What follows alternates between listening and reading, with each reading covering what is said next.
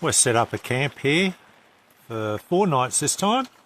We're on Willow Springs station, which is right next to the Flinders Ranges National Park, little ways north of Wilpena. Beautiful spot, private little camp spot all to ourselves. The next camp spot is probably 100 metres away, and we've still got some of this precipitous weather hanging around, coming through in waves. It's a bit chilly, not much sunshine, so we're just filling in the afternoon, and lo and behold, we're going to do some washing, and that's what's in the tub, along with Connie's feet. They probably need a bath too.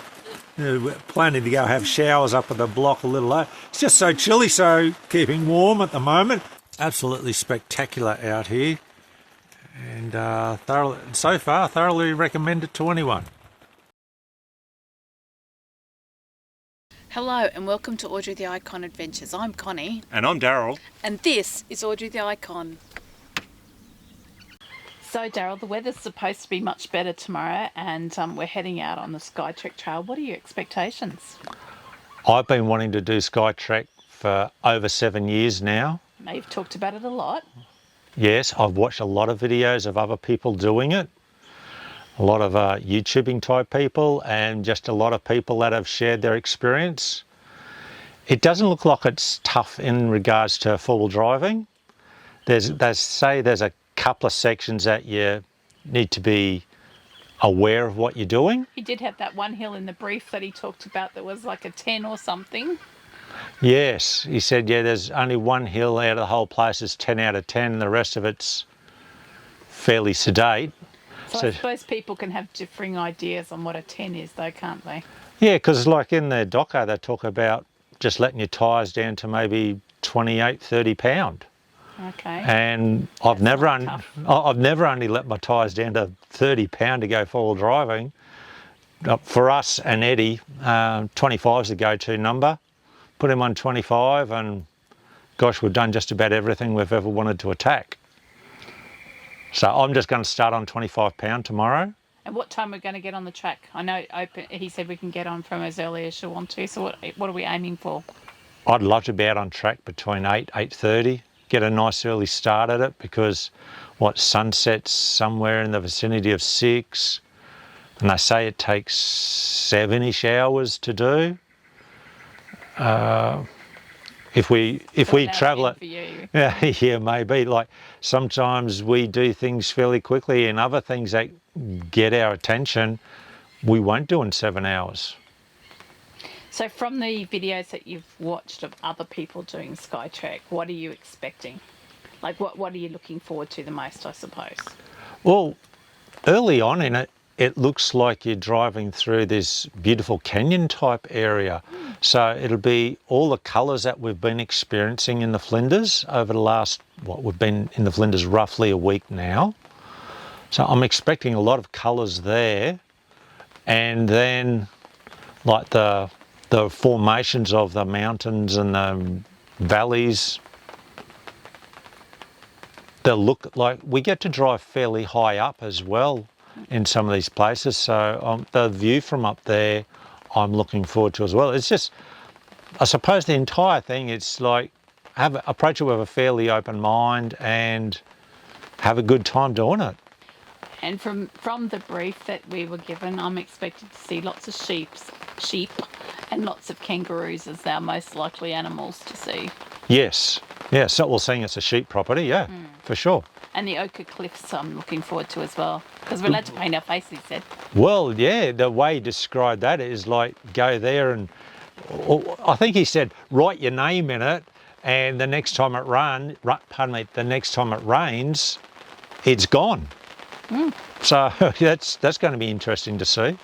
Well, I guess we'll just have to go to bed early tonight and see what we wake up to. It is supposed to be better weather tomorrow. Yeah, it's just this precipitous today, and tomorrow's meant to be a lovely day, albeit cool. We'll be rugged up, no doubt. It's starting to cool off now, so I'm looking forward to going to put the warmies on. Yeah, okay. And I'm looking forward to getting as much of it as we can on camera. You'll get your $70 worth, don't you worry about that. I like to think so. All right. See you tomorrow. Well, good morning everyone. Hopefully you can hear me. We're using the dash cam for some of our footage today.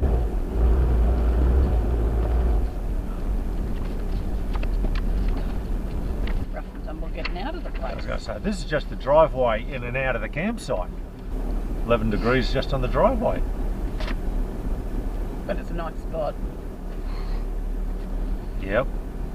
Awesome camp spot.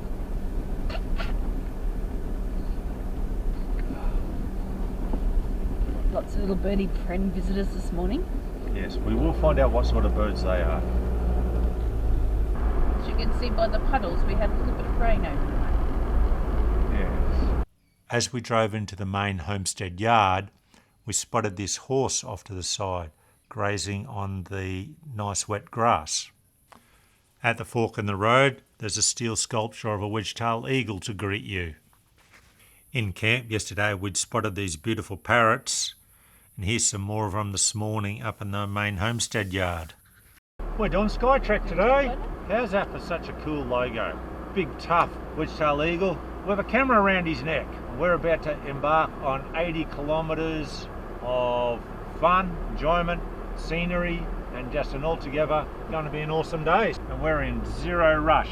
We're actually thinking to see if we can maybe end up on the hill to watch sunset this afternoon. I'm still blown away with how green all the hills are, and it's from the rain they've had over the last month or so. And yeah, boy, there's a lot of the red and brown is hidden by these beautiful sheens of green.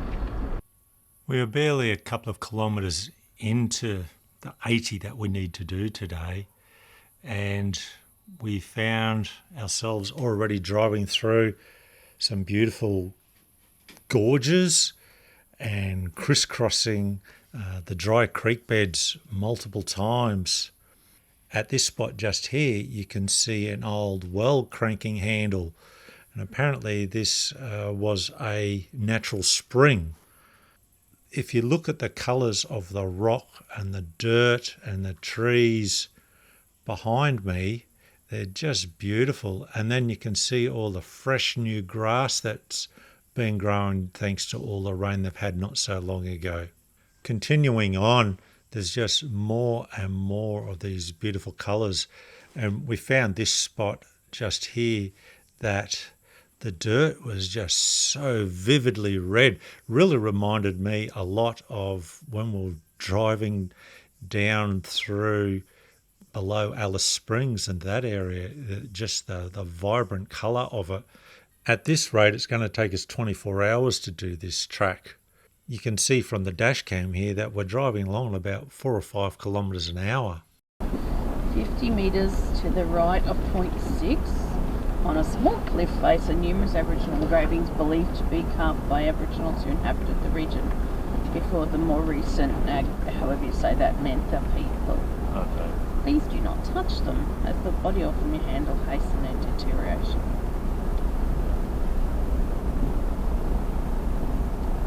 So you don't need to pay a bucket load of money to go to Sacred Canyon to see you pay your $70 or $80, which is still less, and you go for a whole day tour as opposed to a... And you can do it yourself, you don't have to go with somebody. Yeah, and it's not per head. That's $120 a head or something over that Sacred Canyon. Yeah, it's not a car, it's a person. And like, we went there, we walked in there for free when we were here 7 years ago. So anyone said, I've got to go to Sacred Canyon. I said, no you don't. Go to Willow Springs. See a much more diverse for much less money. Look at how lush the green grass is there on the left-hand side. We came across our first few head of sheep. Look at these two youngsters over on the left here playing push me, shove you, going around in circles. We've come out of the gorge and the creek beds now, and the land is starting to flatten out. We spotted our first few roos here. They're obviously enjoying all the lovely fresh green grass as well. We were only in this type of countryside for a short period of time, And as we came around this bend and just crested up slightly, then we're out in like just a massive open plain, even the start of a big long valley. We're about 2 hours into our little adventure this morning. Driven about a whole 16 kilometres. That looks like an outhouse over there. This is Old Moxon's hut, used by a shepherd, I think Connie said, reading the notes. So just do a quick walk around the outside. This is the one that you see in everybody else's videos as well. So we thought we should probably do a little quick Bo Peepski here ourselves. You can see some sort of wooden structure over here that's fallen down after all these years. We did read that the local cypress and native pine is termite resistant, and that's why so many of these buildings are built from it, and some of the structures we've seen over the last few days out here have survived so long. So very interesting to learn that little bit of tidbit information. So apparently the Nissan 4-wheel drive club has put in a lot of work to help restore this hut a couple of times over the last 30 odd years. So congratulations to them and thank you very much. It's great to see so much of the old bits and pieces hanging from the roof here. We'll just duck inside. It's quite dark, so I don't know how this will show up for us. Here we go. We can see the fireplace. And it's always great to look at the old table and all the bits and pieces on it. Is the door going to close on us? Can you hold it, please? You just see all the old artifacts on the table, the old bottles, bits and pieces. They're on here. Oh, look at that. The old Caro lantern. A couple of stretchers. I'm going to end this now because there's more people here and motorbikes just arrived. After you leave Moxon's hut, you keep heading north along the valley floor, and it's just scenic the whole way. We stopped countless times to take photos of the various rock formations and just the way that the rocks and mountains and hills have been formed from all the significant pressure from hundreds of millions of years ago. When you get to the northernmost section of the property and the track, you swing east and you cut through a pass, and you've got the bunkers right there off to the side. And this is just a short pass, maybe a kilometre or two long, before you then turn south and start making your way slowly back towards the homestead. The pass and then this initial section of heading south is the roughest bit of driving we've had so far. Had to go nice and gentle. Is while we're heading back down here, we come over this crest and we're just presented with this view of all these hills down to the left, and they're called the pyramids, and you can see exactly why. It's just spectacular and quite incredible to see the shape of these hills out here.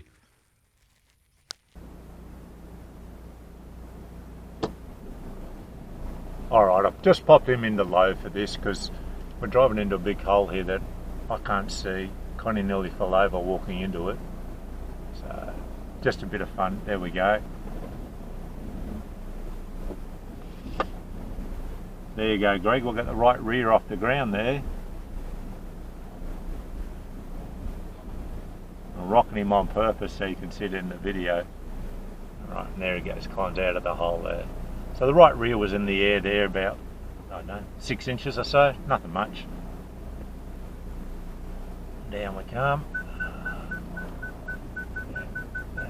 The beepers, and we'll drive through the wombat holes here because we can. That's how you do it.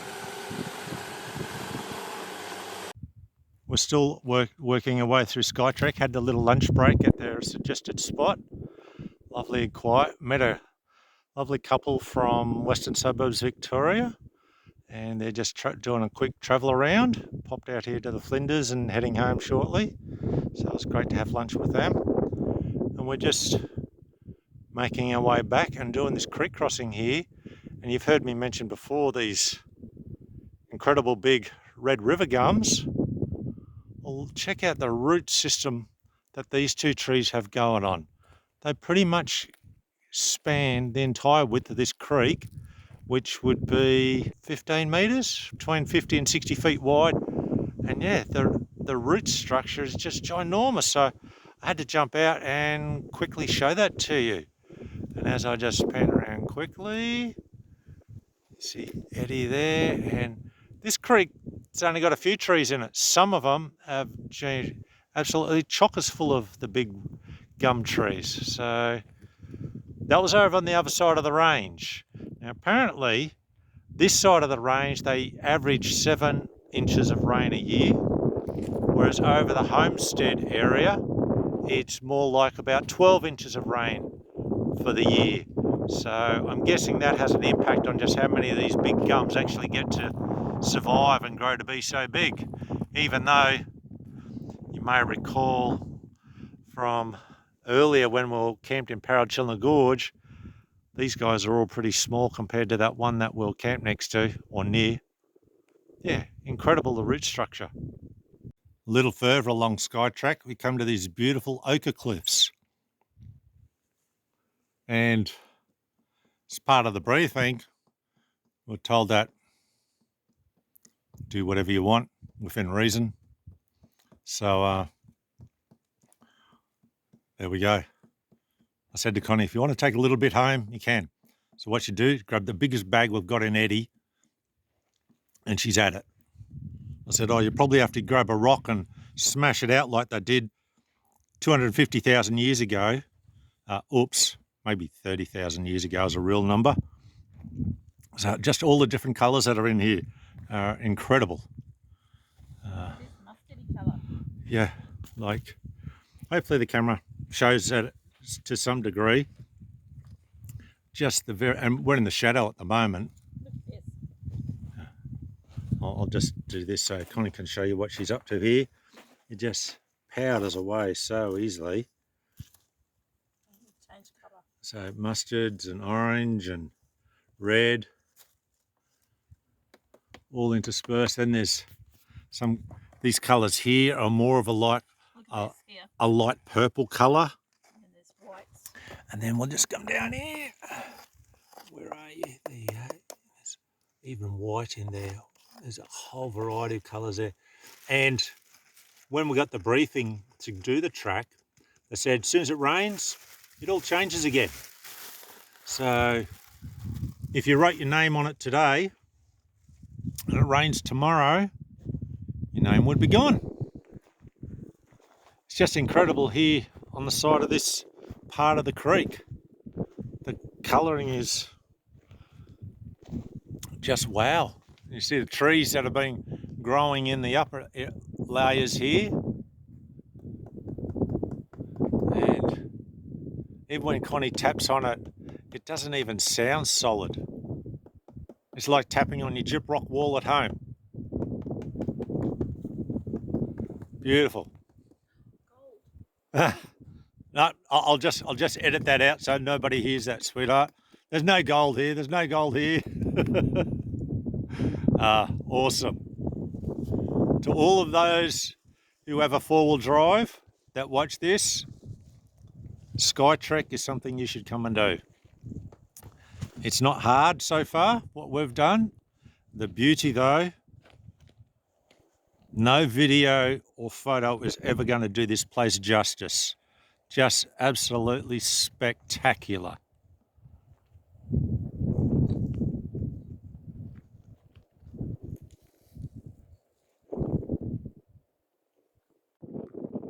Bit of wind noise again, gang. That's the view to the north. I'm just going to pan around here. That's pretty much out to the east. Martin's Well, and I can actually see it at the moment. You see that small peak just there, just below it. I think that's what they're calling the homestead area. The sun's on it and they reckon you get it right, the sun reflects on it, and it got my attention. Anyway, we shall keep panning around. I don't know the name of all the ranges. I will endeavour to find out for you a little bit later today. Just appreciate that view up here is fantastic. Track you can see down in the flatland there, that's where we've been driving along since before lunch. Actually, we've been coming down on the eastern side of the ranges. Again, it's just spectacular. You got to do it if you get even half an opportunity. Grab hold both hands and do it. Here comes Eddie down the hill. Hopefully.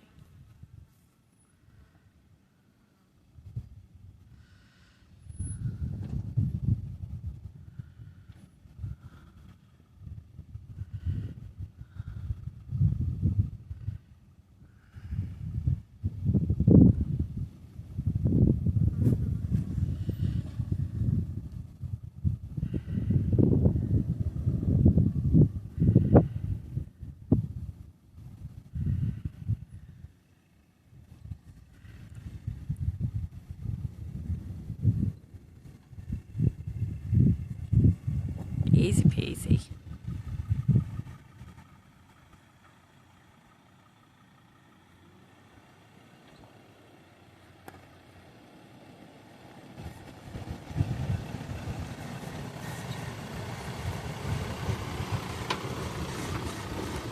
G'day, good looking. You want a lift?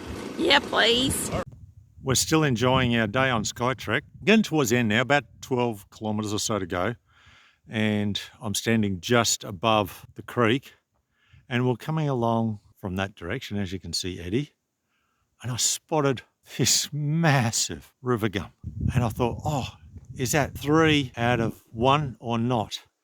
And it appears not. The one closest to us on the right of the screen here, he's 1 and got his massive root curled around there in the shade. This one and this guy here with that are all another one. The roots, they're wrapped around big chunks of rock. I've no idea how old these trees would have to be so big. This one on the right, it'd have to be 15 metres high, at least.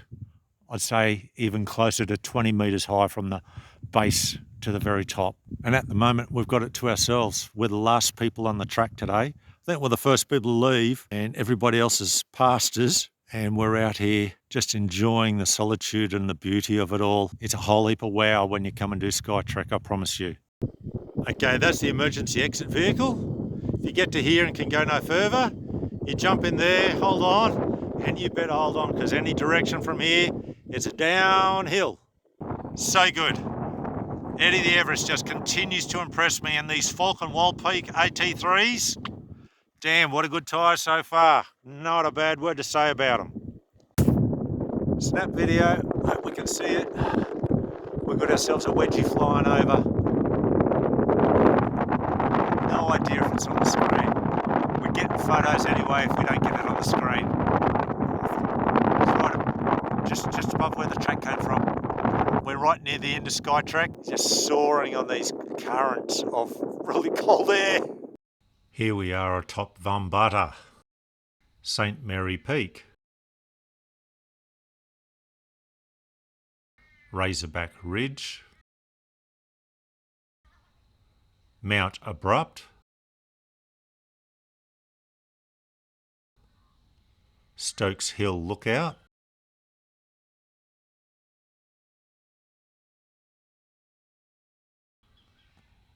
Mount Carnarvon,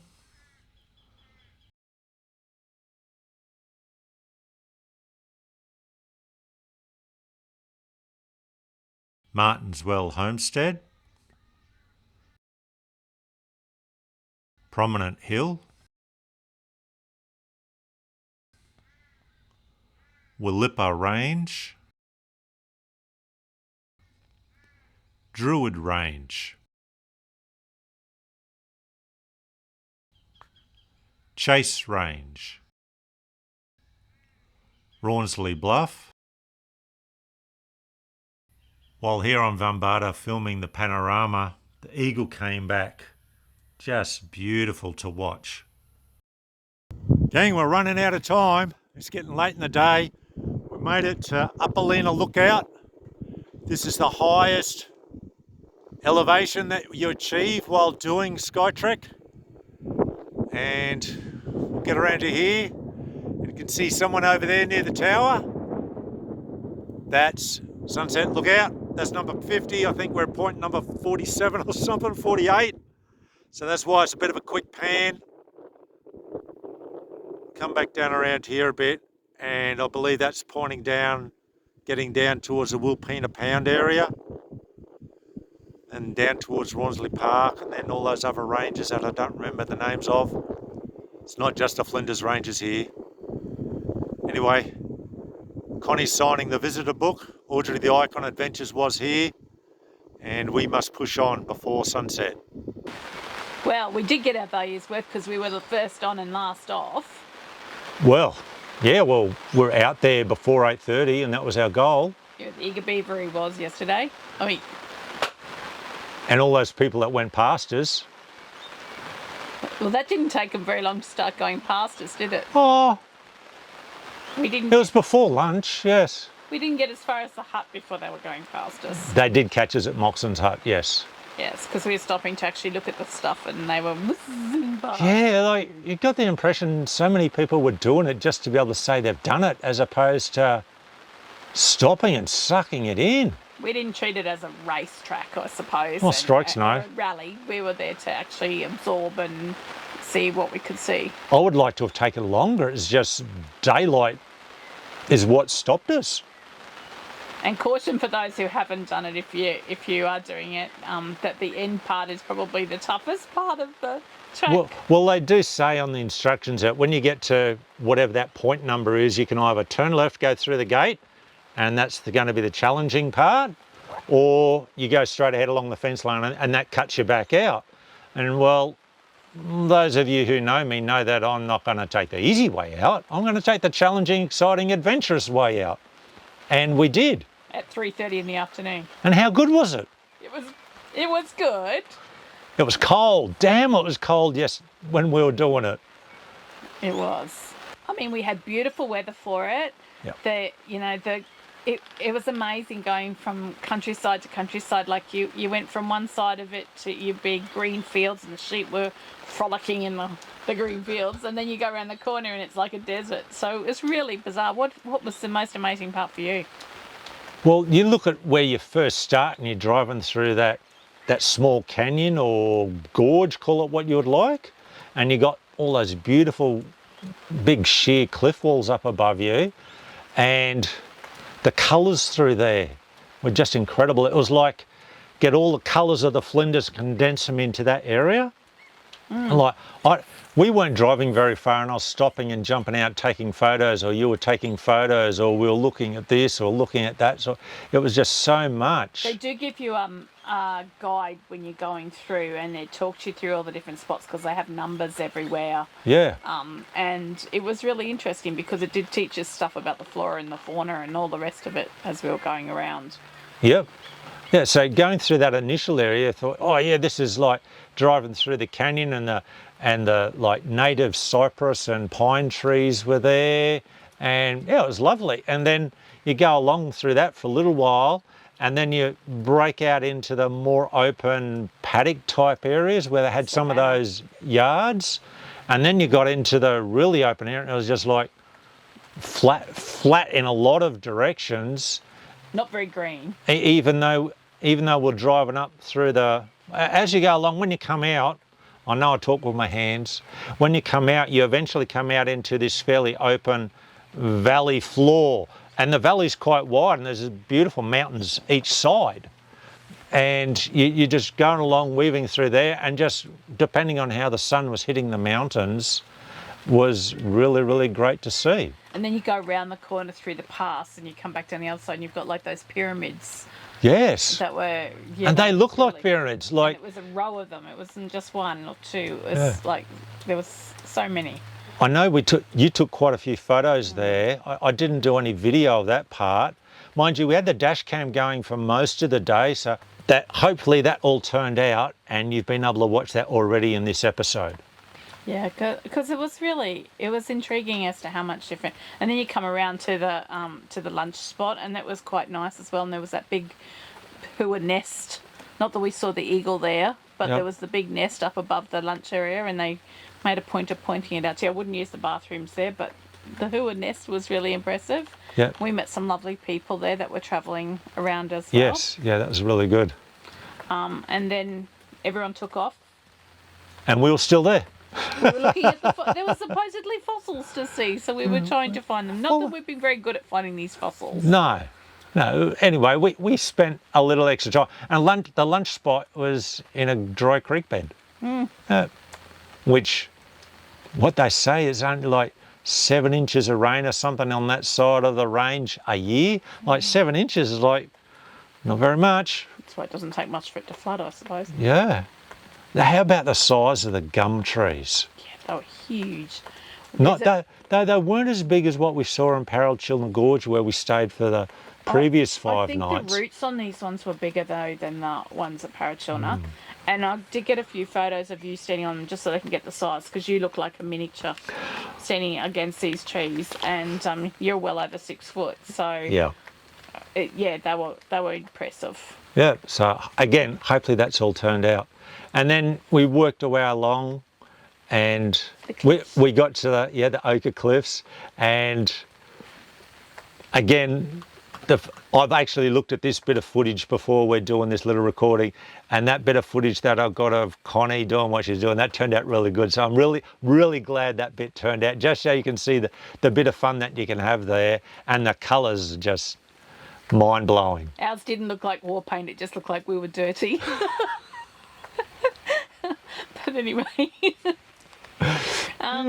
then we went along and we finally got to the gate which turns onto the adventurous route. The adventurous route, and started on our way. And most of this was uphill, and it was we were kept saying, "Oh, this is the 10 out of 10 hill. This is the 10 out of 10 hill." But we never really. It didn't really challenge that much. Like there was a couple of bits that were a little bit pick your line sort of stuff, but they weren't horrendously challenging. The challenge was for us it wasn't, no, and not saying we're the world's best, no, it's just it was well within our capabilities and previous experiences. We eventually, there's a few areas where went, oh yeah, that looks like it's fairly steep and goes for a while, so we popped it into low just to make it easy, and up we went. No dramas at all. Yeah, it was all within our capabilities, so I felt quite comfortable. And then when you get out of that bit, you pop it back into high and keep cruising along. Anyway, we're going along, and we came to this hill and went, oh yeah, this looks right. We start going up this hill, and we were about, I don't know, a third or so of the way up the hill, and I said to Connie, I said, oh, we should have been in low range maybe for this. And it wasn't like a defined track. It was like, look at the side of the hill, it's all covered in shaly rock, and all you have to do is just get to the top. And so we went, well, I was driving, so I'm going to go this way, and up we went. And we got up there, and we were in high range, didn't have to use a locker for that section. And then we read on the notes, oh, that was the 10 out of 10 hill. And I'm like, yeah, how good's Eddie, you know? Like he's just driven up here on these tyres that he's got, these Falcon tyres. Yeah, it was pretty impressive. And yeah, he got up there. And actually, I think that was the top of the hill where the Fred Flintstone car was. That was your emergency escape vehicle. The emergency escape vehicle, yeah. Yeah. I was going to be really cheeky, and I'll say this with a smile, okay? The Fred Flintstone car, yeah, it's more comfortable than any Toyota, except for a 200 series that you'll ever sit in. Anyway, you'll know what I mean, most people. I think you got to, the track had a few things around on it, because you sat on that tractor when we were going around as well, yeah. The huge big old grader thing. Yeah. And then you got to ride Freddie Flintstone's car. Yeah. So there was a few different vehicles for you to try out. I didn't like the brakes in Freddie Flintstone car though, because that was my sandals, which they wouldn't have made it to the bottom of the hill. No. Because that hill is pretty hot. Because then you go down and you go all the way up, and I've got a photo, hopefully, again where we've gone from there down and up to the next hill, and I've taken a photo back towards the Fred Flintstone car. And but mind you, we're building up to what was the biggest wow moment of this entire holiday for me. It was so cold. We're only partway through. Yeah, it was so cold. It was so windy up there, and we were doing some video, and I don't know how that's going to turn out. The wind was so strong, and for those who've done Skytrek, you'll know what I'm talking about. They've got the can that's got an arrow on it, and with your booklet, you got the circle with the arrow that you line up, and then it's got all these arrows coming out, and they point to all the various... Like Wilpena Pound and all the different ranges that are around you. Yeah, so all these points of interest that you can see from up there. And we could see most of them on the day because it was quite clear. There wasn't much haze or crap in the air. It was just the wind. I know I was videoing and you were reading out what they were, and then I was repeating it. Let's see if it turns out on the camera. If it doesn't, I'm going to have to work out how to dub over it somehow. All right. And it was so cool. And then it was while we're there. Oh, wow. Oh, what a moment. You're going to have footage of it, hopefully, because I did take quite a few photos. So I hope they turn out. I don't know that your phone will turn out, but you're not going to spoil it. They've already... All right. Oh, okay. Well, no, I'm not, because if it turned out, they've already watched it. Well, hopefully you know what I'm talking about then. We had this big wedge-tail eagle just come up on the currents right there where we were, and he just stayed there and stayed there and stayed there. It was so awesome. And like when he circled around and had his legs down, like he only had his legs down because he was thinking about grabbing something. It's not like he was going to land there. And I thought, oh, how cool will this be to see a wedgie get some prey like this? And unfortunately, whatever he was chasing must have run and hidden away from him. Lucky prey for then. That was awesome. And then it was the realisation that it was actually getting quite late, and we had to get off the hill, but we wanted to get there to Sunset to see the sunset. Sunset Hill to see the sunset. Yes. It turns out that Sunset Hill is not actually on the track. Yes, we found that out afterwards because we saw these people over at a tower and went, oh yeah, that's what we've got to get there, and we're running out of time, and there was no way we were going to get there. And then it turned out we got to the last marker on the track, like number 50 something, and we're there, and it's like, well, we've actually driven away from that hill that's got the tower on it. And it was later on when we looked at the maps we realised that it was Stokes Lookout hill that we were seeing in the distance where the people were, and they were there for the sunset. Anyway, so we're going to be doing that. Yeah, looking forward to it. Yeah. It'll be beautiful. Cold, if it's anything like it is now, because it's still pretty high up there. Yeah. So, but all in all, did you have fun? Oh yeah. Did you enjoy it? Oh yeah. And did it So live up good. to your expectations? Yes, there was no... All the other videos I've watched, there was... No matter what people said, they weren't talking it up. It's every bit as good as what they were saying. And I know Watching's not as good as doing. Oh, no. No. And the colours. Yeah. Like, the colours hopefully turn out pretty good in the photos and this episode. As I probably already said, just appreciate the colours that you see on the screen. And I hope you're watching it on a TV and not a phone. They're not within cooey of what the colours look like in reality. No. Well, Hope you enjoy our version of Skytrek anyway, as much as we enjoyed filming it. yes. And I guess we'll see you next time for another episode. Yep, thank you very much, and thanks for following along and all your words of encouragement. And we will catch up with you later on. Bye for now. Bye.